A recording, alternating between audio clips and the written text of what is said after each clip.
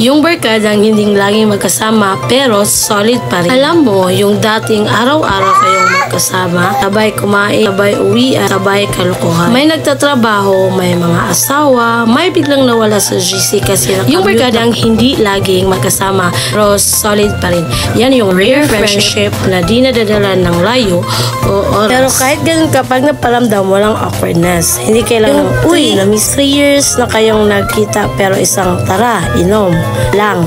Tapos ngayon, may kanya-kanya na kayong buhay. Boom. Kompleta na ulit ang tropa. Kahit ganun pa rin, buhay lang talaga yung kalaban ngayon. At ang pinakamasarap dun, yung nagkita kayo ulit na parang reunion ng mga baliw lang nag-mature kahit 5 years.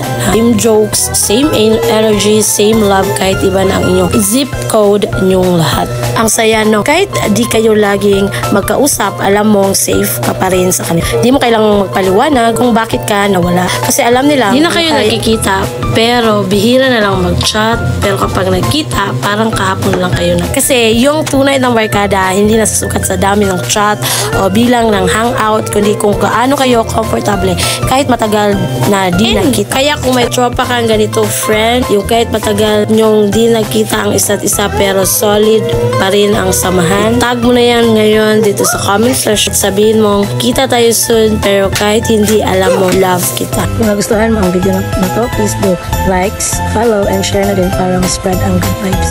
So ayun lang, maraming salamat sa panonood. See you in the next video.